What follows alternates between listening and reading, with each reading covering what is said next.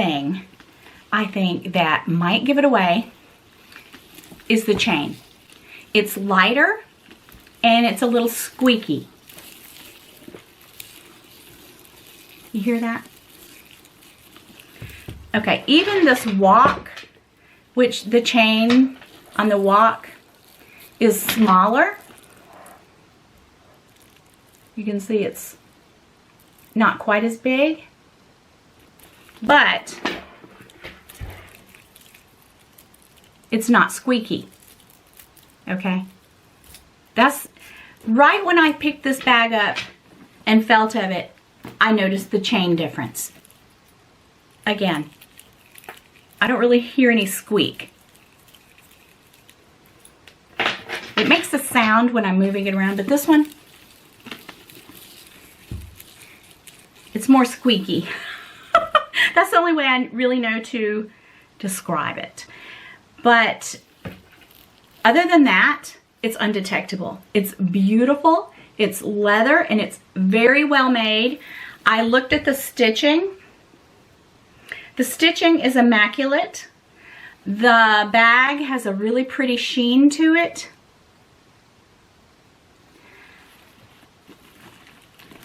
Caviar leather. Much like my authentic Chanel walk. Again, side by side. I mean, this bag is undetectable, you guys. This one's a little puffier, but it's a bigger bag. I mean, the pillows are puffier. Of course, this is a walk. So like I said, this is the best I can do as far as comparisons go. All right. Now, I brought this one in here because I have been doing a bit of research before I did this video, and I watched a couple of other influencers talking about their bags from Shebags, and some of them had the exact authentic bag to compare it to. And I think that definitely they talked about the chain, and one of them said the chain on the Shebag or the replica bag is a bit longer, and it's actually better for crossbody. Now, I think she had a jumbo, and this is the medium large, so I can't really tell you that for sure, but that's what one of the YouTubers that I watched said. She said she actually likes the chain better, the chain length, where the bag falls with the replica bag. And also, they talked about the CCs. Now, this one is, it's like ruthenium hardware. It's not the silver like my Shebag, but take a look at the CCs. They talked about a slight difference with the CCs. They said the C's were somewhat slimmer, and if you notice, it comes up top and then goes under right here, and then this one's over. Okay, it has the turn lock, of course. So on the Shebag, and they're absolutely right, I think that it's the same as far as going around and under. They nailed that.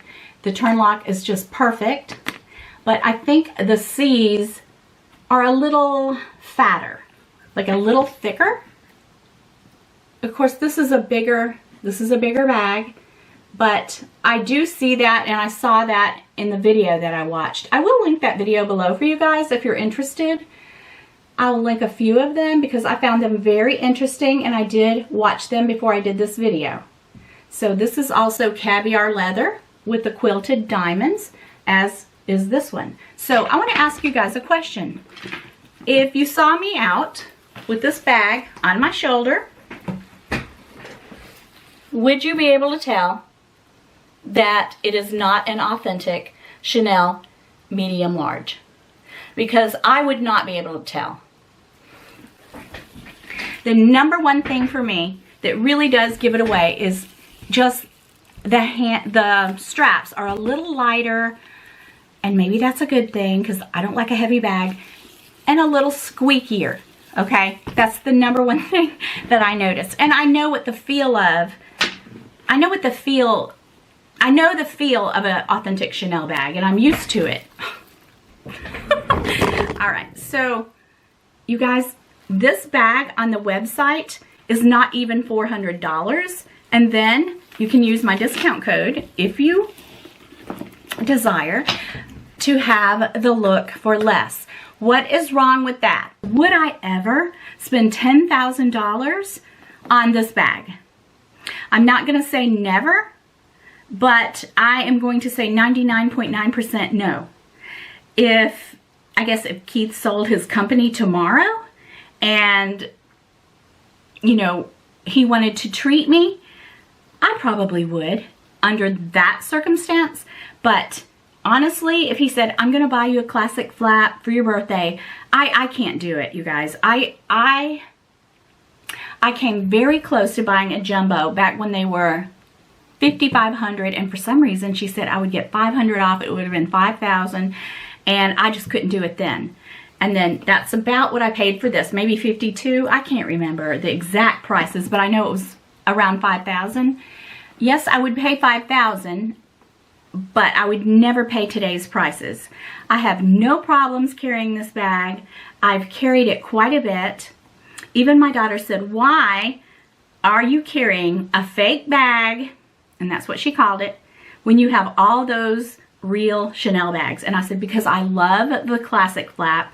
I think it's beautiful, and I'm going to wear it proudly. And I really appreciate the people of Shebag for reaching out to me. They've reached out to me before, and other places have reached out to me to send me replica bags, and I've always turned them down for the past almost 4 years. I am very transparent. Of course, I'd rather have the real deal, but this right here is as close as it gets. This is an absolutely stunning, well-made bag.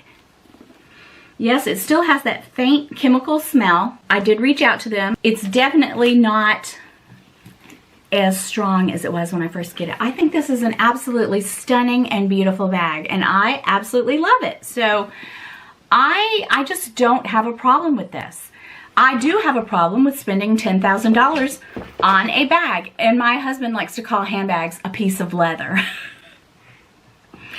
Now, and that's what it is. It's a piece of leather with some hardware on it. I love, love, love this bag. I'll have it forever, and I also love this bag, and I will always be transparent with you guys. Now, I've had people to say, well, if you show replica bags on your channel, then people will not believe that your bags are real. Well, believe whatever you want, because I'm going to tell you guys the truth. I have no problem telling you the truth. I don't approve of Chanel raising their prices up like they have, okay? And what do they care what I think, right? There's lots of uber rich people out there. They can walk in Chanel and buy every color, okay? And never bat an eyelash. I'm not a poor person. We are quite well off, and I don't mean that in a bragging way. I mean, my husband owns a company that he's been running for almost 30 years. He's very successful. I can afford a $10,000 classic flap, but I just can't do it, you guys. I can't do it, okay? I mean, that's just, everybody kind of has their limits. And when I bought that Birkin back a couple years ago, it was really hard for me to buy that bag. With the right seat overlapping over the left seat and the same at the bottom.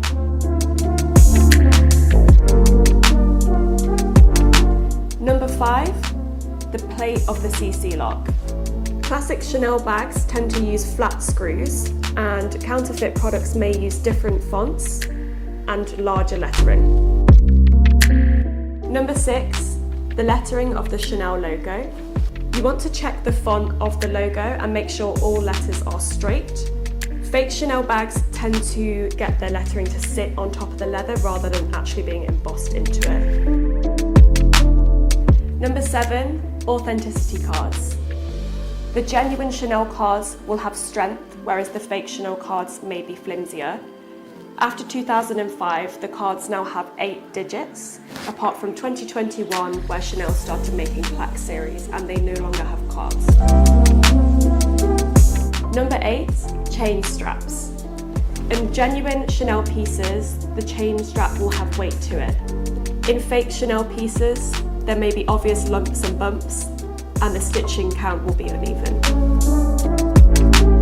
Number 9, zips. On genuine Chanel pieces, the zips are normally always made out of metal feet. They will feature a leather tag which matches the leather of the exterior of the bag. Don't forget to check the zip in line with the year that it was created.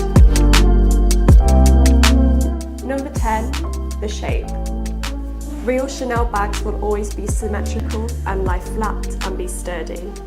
Fake Chanel bags may be gaping at the side or have more rounded corners.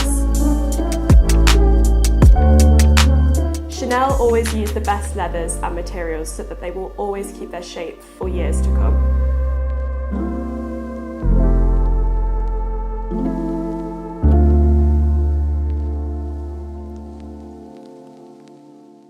Beautiful interior, like I want to get that to protect this. So yeah, I feel like this can fit even more. Like I could probably fit a couple of more things in here, but yeah. What do you guys think? I love it. If you guys have this, please let me know in the comment section down below. Any feedback? Do you like it? What do you use it for? I'm so excited to use it as a clutch. I can't wait to like plan my next date night or girls night out. Probably not anytime soon. You guys, I'm so happy to finally have the Kirigami set in my collection. I really wanted to get this before the next price increase. I've heard rumors that they're gonna have another price increase, and this is already $715. So I believe it used to be $660, $670 last year. I'm not sure, but before they have another price increase, if you're interested in getting it, get it now. I mean, I feel like it is worth it because you get 3 different pouches, and this one, you know, you can use for your keys, for your cards. This one you can use as a catch-all. You can use this one as a clutch. It's so cute. Like seriously, it's so adorable. Alright, so that's it for this video. If you own the Kirigami pouches, please let me know if you love them, hate them, how are you using them. I would love to hear your feedback in the comment section down below. Also, if you enjoyed watching this video, please give it a big thumbs up and please subscribe to my channel.